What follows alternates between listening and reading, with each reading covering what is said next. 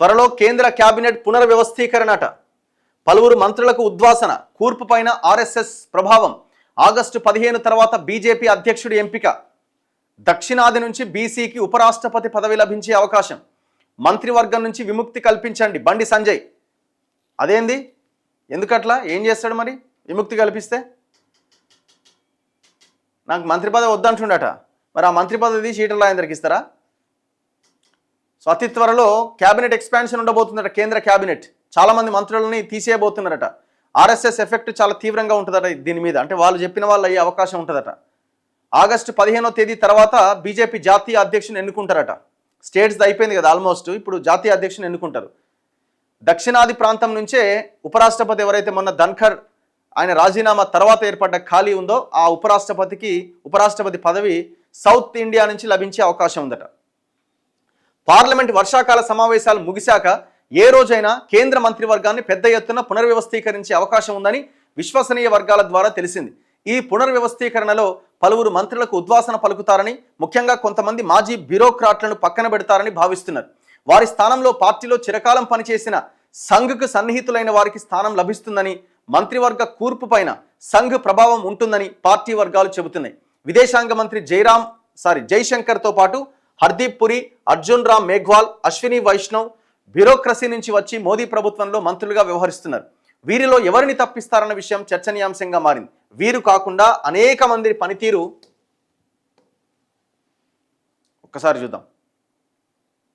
పనితీరు ఆధారంగా తప్పించే అవకాశాలు ఉన్నాయట. వారిలో కొందరికి జాతీయ స్థాయిలో రాష్ట్రాల్లో పార్టీ బాధ్యతలు అప్పగించాలని యోచిస్తున్నారు.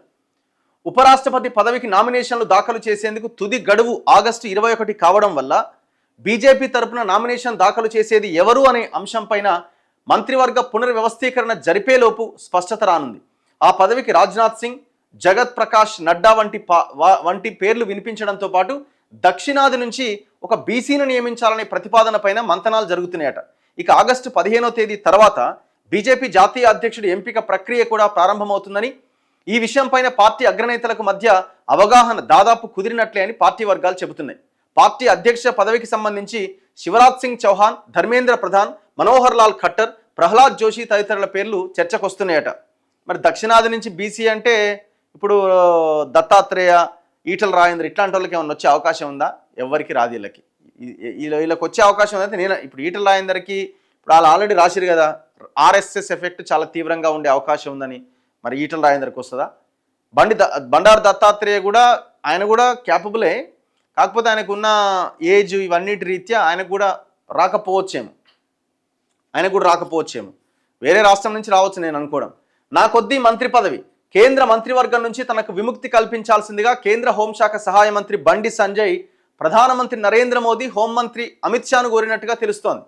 ఈ బాధ్యతల కారణంగా తాను పార్టీలో క్రియాశీలంగా వ్యవహరించలేకపోతున్నానని, తెలంగాణలో పార్టీని అధికారంలోకి తెచ్చేందుకు పూర్తి స్థాయిలో కృషి చేయాలనుకుంటున్నానని వారికి ఆయన చెప్పినట్టు సమాచారం.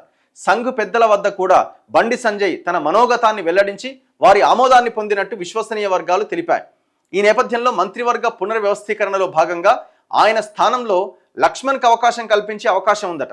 తెలంగాణలో ఇటీవల బీజేపీ రాష్ట్ర అధ్యక్షుడిగా నియమితులైన రామచంద్రరావుకు అండగా బండి సంజయ్ విస్తృతంగా రాష్ట్ర పర్యటనలు చేపడతారని, ఎట్టి పరిస్థితుల్లోనూ తెలంగాణలో పార్టీని అధికారంలోకి తెచ్చేందుకు ఆయన కృతనిశ్చయంతో ఉన్నారని ఆ వర్గాలు పేర్కొన్నాయట. నిజమేనా? మరి బండి సంజయ్ చెప్పాలి, మంత్రి పదవి వద్దు నాకు, స్టేట్కి పోతా అంటున్నట. ఒకవేళ ఆయన మంత్రి పదవి వద్దంటే స్టేట్కి వస్తే స్టేట్లో అధ్యక్ష పదవి అని ఇచ్చినా ఆ పదవి ఉన్న ఒక అర్థం ఉంటుంది. అసలు ఉన్న మంత్రి పదవి పోయి ఇప్పుడు రామచంద్రరావు పక్కన నిలబడి ఏం చేయగలుగుతాడు? ఎలాంటి ప్రోటోకాల్ లేకుండా, ఎలాంటి పదవి లేకుండా ఏం చేయగలుగుతారు? అవకాశం ఎట్లా వస్తుంది?